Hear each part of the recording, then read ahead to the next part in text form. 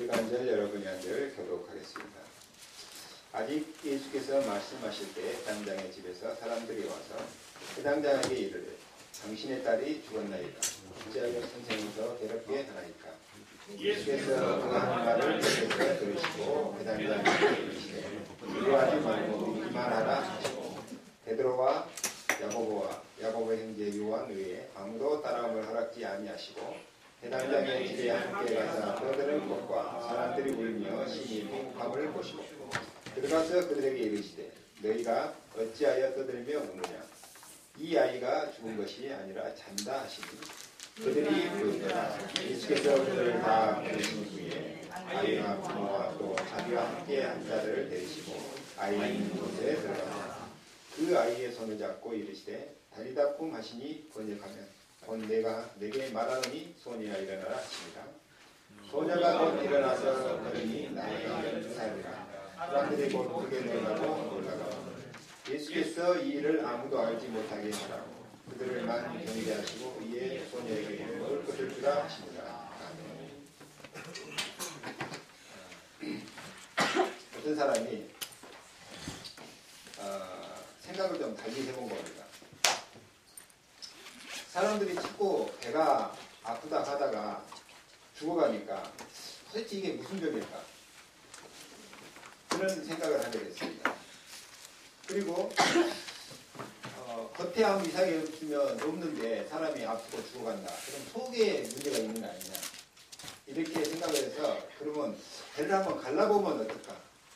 그래서 배를 찢어서라도 아픈 부분을 해결하면 살아날 것이 아닌가. 이런 생각을 하게 됐어요. 그 사람이 메이어라고 하는 의사인데요.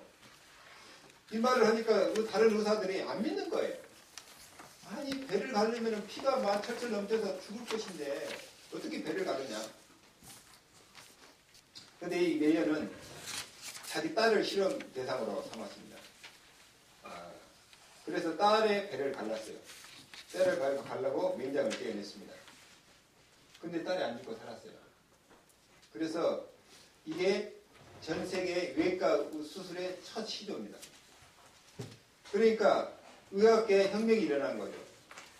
이제 그때부터는 이제 약 먹는 것이 대수였는데 그때부터 수술을 하기 시작하겠습니다. 이 한 사람이 가지고 있는 믿음이 아주 중요합니다. 어떻게 보면 믿음이라고 하는 것이 비과학적이고 허황될 수도 있어요. 그런데 믿음에는 반드시 역사가 따릅니다. 요셉의 말을 들으니까 형들이 참으로 황당한 거예요. 아니 조그마한 것이 까불어도 보통 까불어야지. 형들이 자기를 향해서 절을 한다. 그러니까 비웃었죠. 핍박을 했습니다. 그런데 기도하던 아버지 야곱은 이 말을 마음에 두었다고 했어요. 자, 이스라엘 민족을 향해서 걸어서 가나안까지 나갈 것이다. 그러니까 아무도 안 믿는 거예요. 그러니까 모세를 비웃었죠. 그런데 결국은 뭐예요? 이스라엘 백성이 걸어서 가나안까지 갔습니다. 아니 조그만 소년이 전쟁터에 와가지고 3m가 넘는 장군을 쓰러뜨리겠다고 하니까 다 웃은 거예요. 아니 조그만한 게 이거 내가 지금 놀이터인지 아냐 이런 식으로 나온 거예요. 그런데 이게 다윗의 믿음입니다. 다윗은 골리앗을 넘어뜨릴 믿음이 있는 거예요. 그래서 결국은 뭐 어떻게 됐습니까? 그 블레셋 장군 골리앗이 다윗의 도움을 받고 넘어지는 이런 일들이 벌어졌습니다. 여러분 연말이 지나가는데 여러분 믿음을 한번 점검하시고 새해 계획을 세우시기 바랍니다. 내년에는 우리 교회에 아주 멋있는 선물을 얻을 줄로 믿습니다. 믿는데 아멘 한 사람 응답하는 거예요. 우리 교회는 앞으로 워싱턴에서 아니 전 미국에서 아주 모델적인 교회가 될 것입니다. 하나님의 비밀 프로젝트들이 시작됩니다.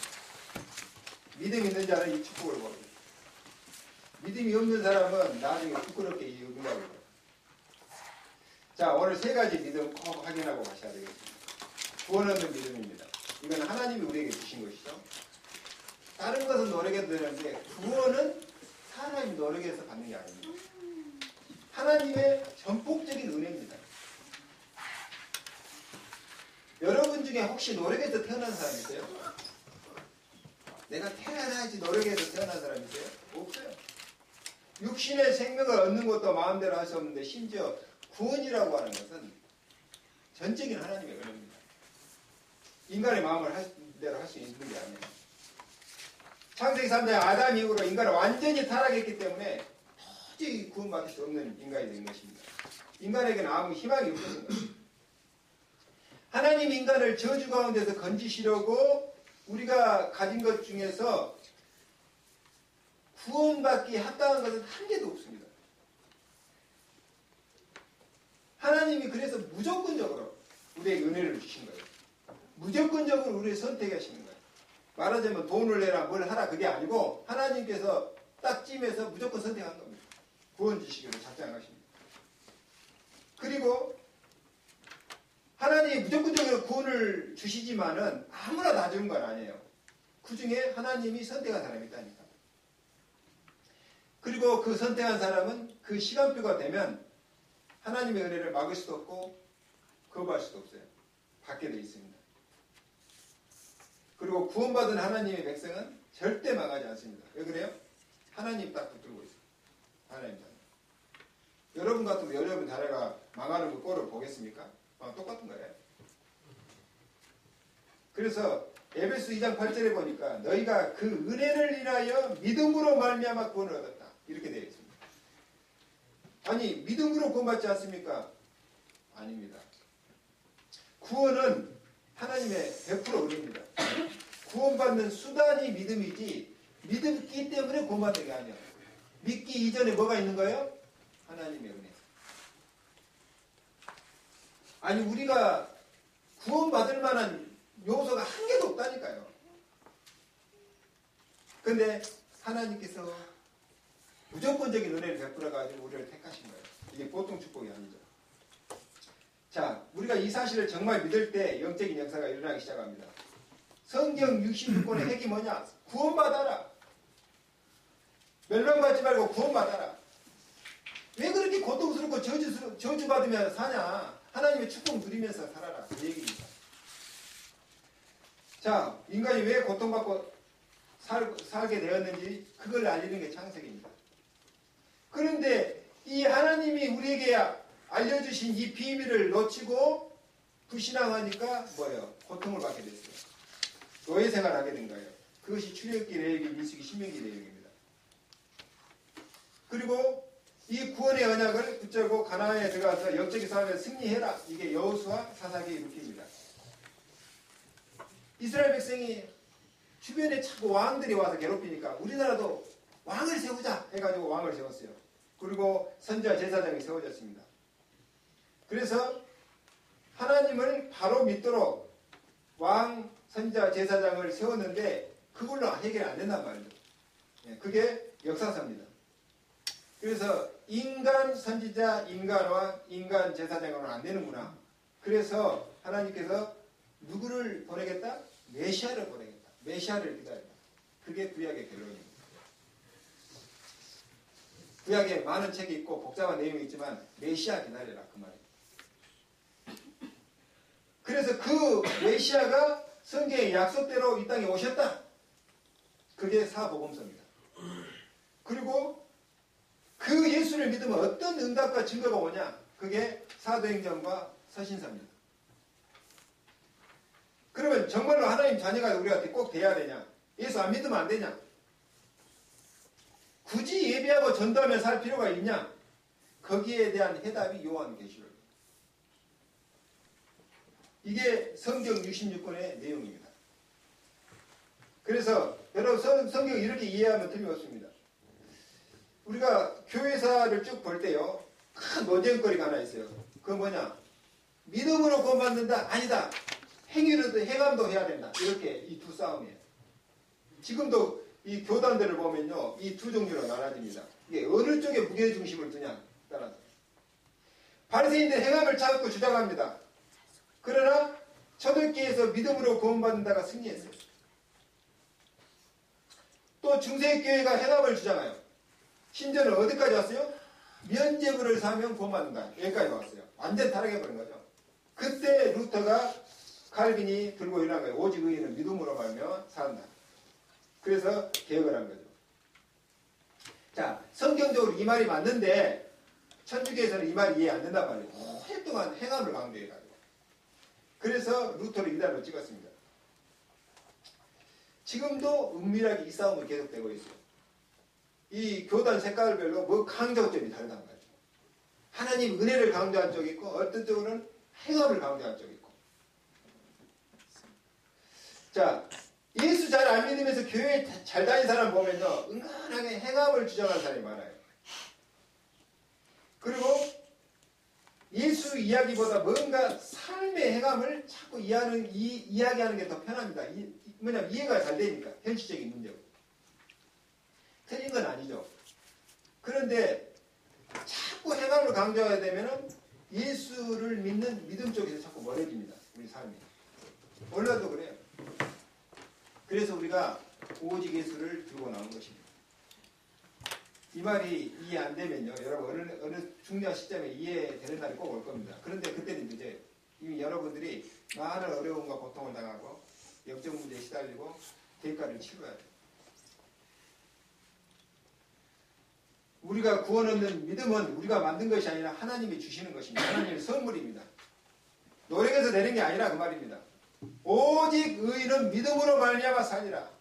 이 말이 이해돼야 됩니다. 그래야 신앙생활이 제대로 되는 거예요. 이 말이 이해 안 된 사람들은 조금 이제 좀 착한 일 한 것 같고 막 괜히 교만해지고 또 다른 사람 행동 보고 자꾸 판단하고 이렇게 돼요.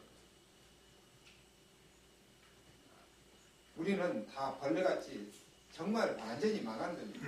하나님의 은총이 아니고는 회복 불가능한 존재랍니다. 그래서 하나님의 은혜입니다. 그런데 성경에는 무엇도 강조해요? 행함도, 삶도 강조하고 있어요. 무슨 삶입니까?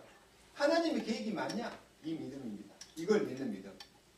자, 내가 하나님 자녀가 받고 하나님이 살아계신 것이 확실하다면 하나님의 계획이 뭐냐? 이걸 봐야 돼요. 하나님의 계획이 뭐냐? 이 사실을 내가 믿는 것입니다. 이걸 믿을 때 역사가 일어나는 것입니다. 예를 들어 볼까요? 하나님께서 이스라엘 백성에게 가나안 땅을 주시겠다고 약속했어요. 이게 하나님의 계획입니다. 그런데 딱 홍해가 가로막고 있네요. 그러면 어떻게 해야 됩니까? 그럴 때는 뭐예요?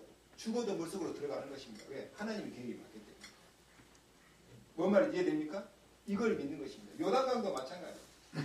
자, 저 요단 가나안 땅을 너에게 주겠다. 그러니까 요단강이 딱 범람하고 가로막고 있어요. 그때 어떻게 됩니까? 제사장 발이 강물에 담길 때 강이 갈라진 거예요. 이 믿음을 말하는 거예요. 아니, 싸워야 전쟁을 해야 되는데 여론성을 돌라고 그러는 거예요. 아니, 위에서는 창, 칼, 돌멩이 들고 내려다보고 있는데 성 주위를 돌라고 하는 것입니다. 이해가 안 되는 것이죠. 무슨 믿음이 이런 게 있습니까? 그런데 돌았어요. 하나님 말씀한 대로 7바퀴 돌고 소리를 지르니까 성이 무너졌어요. 자, 무슨 얘기냐? 우리가 어떤 행동을 할 때 기준이 뭐냐? 그겁니다. 하나님의 계획이 맞으면 생명 걸고 우리는 하는 것입니다. 하나님의 뜻이면은 우리는 가는 것입니다. 내가 행동의 기준이 뭐냐? 하나님의 계획이냐 아니냐 이겁니다. 여러분이 그 생각이 빨리 바꿔야 돼요. 하나님의 계획이 맞으면 하나님은 반드시 그 계획을 이루신다는 말입니다. 자, 우리가요, 많은 사람이 착각해요. 내가 믿었기 때문에 응답이 왔다, 구원을 받았다, 이렇게 착각하는 사람이 많이 있어요. 믿음 이전에 하나님의 은혜라니까요. 분명한 사실입니다. 하나님 우리 주신 선물입니다. 억만 죄 가운데 죽어야 되는 나를 하나님이 무조건적인 은혜로 살리신 것입니다. 여러분, 우리 과거를 다 끄집어내 들춘다면 어떻게 되겠어요? 구원 받겠어요? 여러분은 어쩔지 몰라요. 저는 자신 없어요.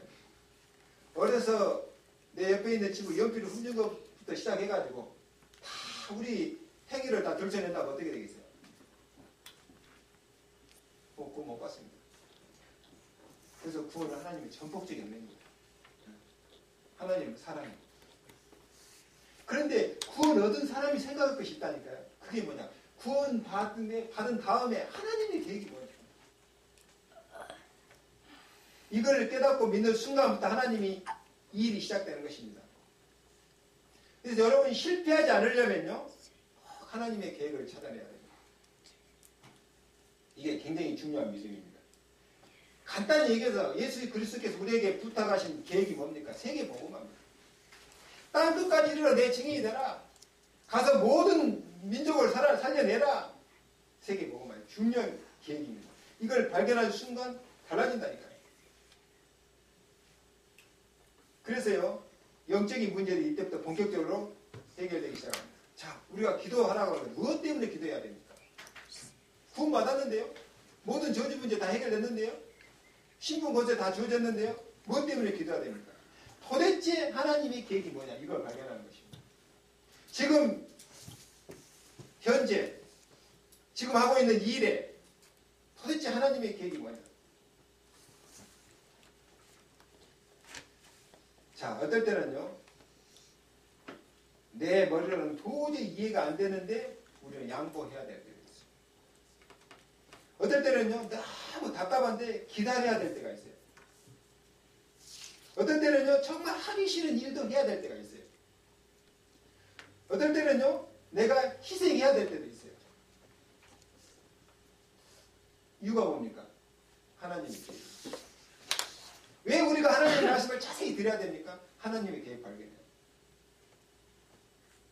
우리가 정말 구원받았다면 그 다음에 오는 믿음이 뭐냐? 하나님의 계획이 뭐냐 도대체?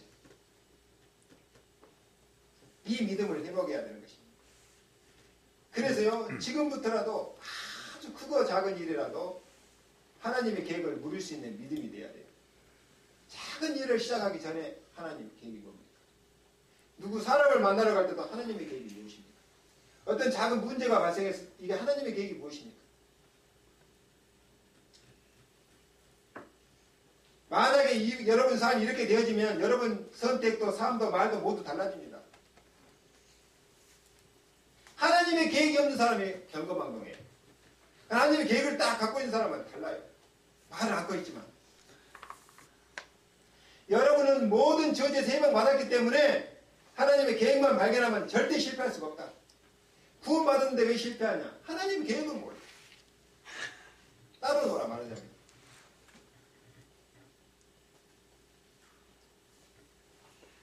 저는요, 확실한 게 하나 있습니다.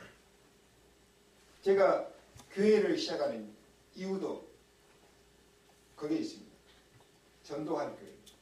전도 때문에. 제가 목회를 그만두고 목사를 그만두려다가 이 전도의 눈이 열리고 나서 제가 마음 고쳐먹고 지금까지 왔습니다. 그래서 저는 전도할 수 있는 교회, 이걸 놓고 기도하는 중에 하나로 성교교회를 시작한다.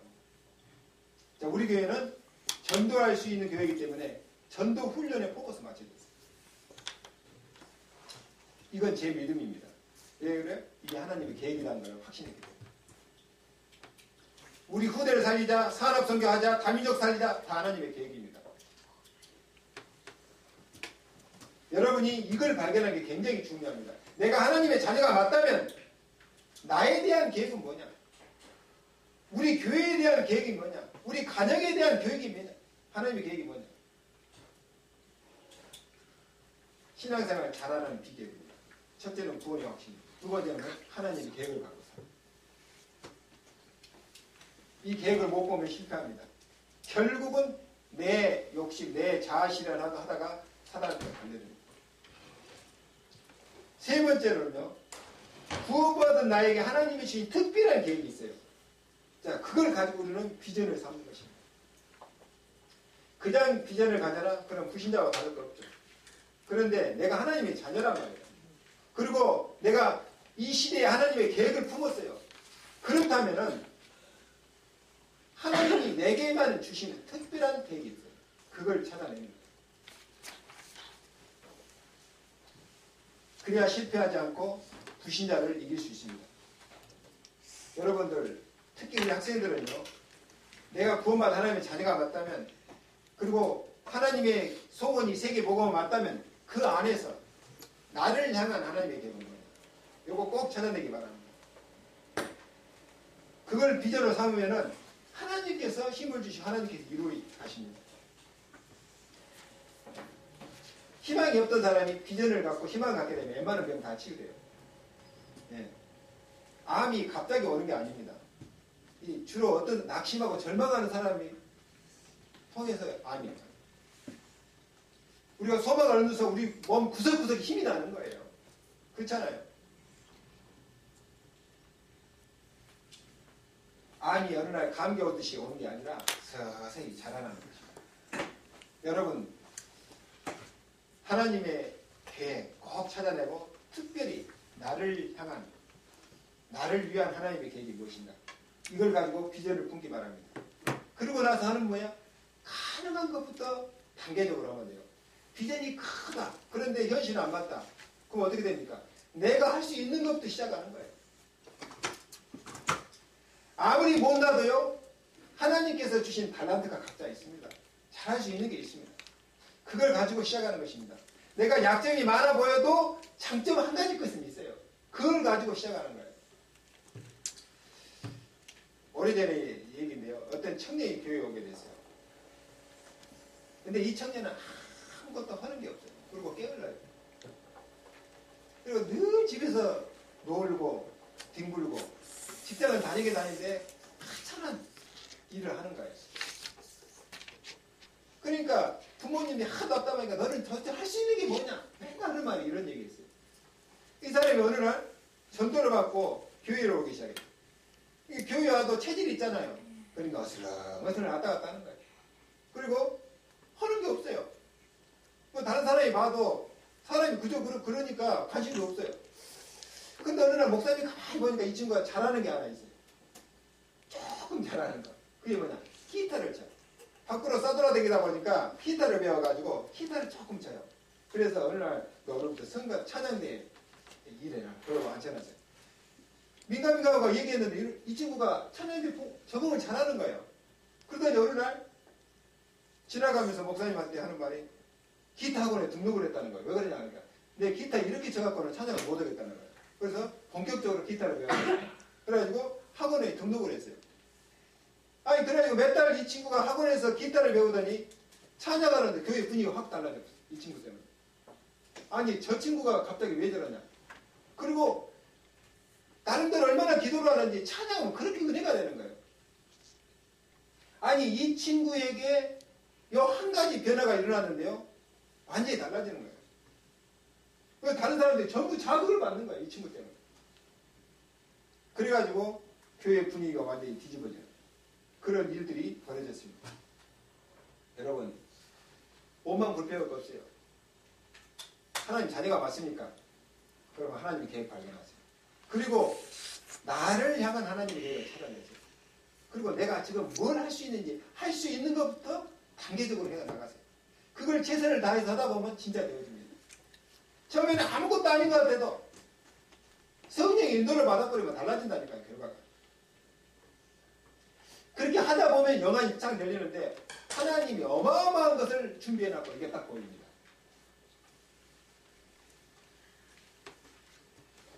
우리가 중요한 일을 해나가다 보면 중간중간에 방해가 옵니다. 그리고 위기도 올 수 있습니다.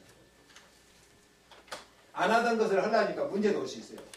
여러분 당연하다고 생각해야 됩니다.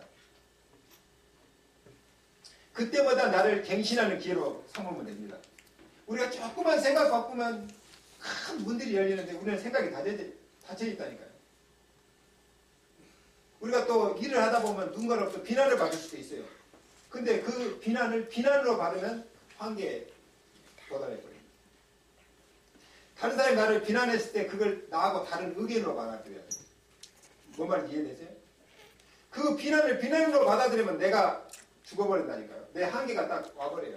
근데 다른 사람의 비난을 나하고 의견이 다르구나 이렇게 받아들여야 돼요. 그리고요 이 사람이 이 말하고 저 사람이 저 말하는데 그걸 다 신경 쓰면 어떻게 돼요? 진짜 곤란합니다. 어렵게 됩니다. 그래서 다 나를 도와주는 소리라고 여러분의 생각을 바꿔야 돼요. 나를 채찍질하는 소리라고 여러분 생각을 바꿔야 돼요. 그래서 언약 딱 붙들고 하나님 계획 붙들고 나가면은 우리는 우리 한계를 뛰어넘을 수 있어요. 대부분 사람들이 이걸 알고 못해요. 열심히 하다가도 옆에서 조금 다른 얘기 해버리면 풀이 푹 죽어. 낙심해버려. 그 시험 들을 거예요. 여러분, 하나님의 계획이 분명하고 하나님의 언약이 분명히 가슴에 있으면 절대 흔들릴 이유도 없고, 다른 말에 여러분 흔들릴 필요가 없어요. 그걸 좋게 받아들이세요. 아, 이런 생각도 갖고 있구나 저 사람. 이렇게 받아들여요. 그리고 빨리빨리 문제 왔을 때 나를 갱신하는 기회로 삼는 거예요. 그러면 여러분 그렇게 가다 보면 어느 순간 여러분 성장에 있다는 걸 알게 돼요. 그 말은 큰 응답받을 그릇으로 준비되는 것입니다. 결론입니다. 오늘 36절을 한번 보겠습니다. 한번 같이 읽겠습니다. 36절. 다 내용은 다 아니까 설명을 안 하겠습니다. 36절 한 번만 읽겠습니다. 같이 시작. 예수께서 그 하는 말을 곁에서 들으시고 해당자에게 주의하지 말고 믿기만 하라 하시고. 여러분 하나님 자녀가 맞습니까? 믿기만 하면 됩니다. 그러면 아무나 믿으면 됩니까? 그 말이 아니에요. 사기꾼 믿고 쫓아가면 큰일 나는 거예요. 하나님의 계획이 맞고 하나님 말씀이 맞으면 믿기만 하면은 역사가 일어난다 그 얘기입니다. 왜 그래요? 우리는 구원받은 하나님의 자녀입니다. 우리가 모르는 사이에 그리스도 비밀 깨달은 순간 우리 과거, 현재, 미래 문제가 해결됐습니다. 그리고 우리는 이미 하나님의 계획 속에 들어와 있습니다. 그렇다면은 하나님께서 분명히 우리 개개인에게 주실 축복을 준비해놨을 것이다. 우리 교회에 주실 응답을 준비해놨을 것이다. 이때 믿기만 하라는 거예요. 여러분이 어떤 문제를 갖고 있습니까? 믿기만 하시기 바랍니다. 언약 붙들고 도전하시기 바랍니다. 이게 하나님의 뜻입니다. 우리는 모든 저주 대방 받았기 때문에 믿기만 하면은 하나님은 그 믿음대로 역사하실 줄로 믿습니다. 두 번째는 뭡니까? 하나님의 계획이 뭐냐? 하나님 계획 꼭 발견하시기 바랍니다. 그날 하나님의 계획이 뭐냐? 이것도 발견하시기 바랍니다. 세 번째 뭡니까? 나에게만 주신 특별한 은혜가 있을 것이다. 그 언약을 딱 붙든 것입니다. 그 언약을 붙들고 희망을 갖는 것입니다. 비전을 세우는 것입니다. 여러분 비전을 품는 순간 심년이 적어집니다. 사람이 할 일이 없으면 금방 늙어요. 어떤 교장 선생님이요. 팔팔하고 막 동안이라고 소문난 사람인데 딱 리타이어하고 나서 6개월 후에 보니까 노인네가 돼버렸어요. 줄이면 죽을 줄에 희한하죠. 사람 할 일이 없으면 그렇게 됩니다. 근데 여러분 80세 먹은 노인이라도 90세 먹은 할머니라도 꿈이 있으면요 피어납니다. 네? 막 내 속에서 또 힘이 넘쳐나는 거예요. 그리고 우리가 올바른 하나님의 꿈과 계획이 있다면 하나님은 반드시 이루실 줄 믿습니다. 그래서 여러분 자 어차피 우리는 미국에 사는데 이제 송구역시 예배 때 나오겠지만 우리는 진짜 응답 받아야 됩니다. 여기서 살아남아야 돼요. 그리고 살려야 돼요. 그리고 사람 살릴 수 있는 후대를 남기고 가야 돼요. 그리고 우리는 도전하는 것입니다. 우리 교회가 저는 꿈을 꾼 게 있어요. 제가 신학교를 처음 시작하면서 우리 교회 내가 아는 교회는 이런 교회였으면 좋겠다고 꿈꾼 거 있는데 그게 이제 현실에 성취될 단계가 와 있어요. 하나님 꿈은 반드시 성취됩니다. 하나님 계획이 맞다면 반드시 하나님이 하십니다. 자 여러분 오늘 한 해가 다 지나갑니다. 한 해를 마무리하면서 또 새로운 시작을 꿈꾸면서 여러분 믿음 꼭 점검하기 바랍니다. 믿음, 구원받은 믿음, 하나님 계획에 대한 믿음, 하나님 나를 향한 그 비전에 대한 믿음 붙들고 여러분 꼭 새로운 응답과 축복이 있기를 주의 이름으로 축원합니다. 기도하겠습니다. 하나님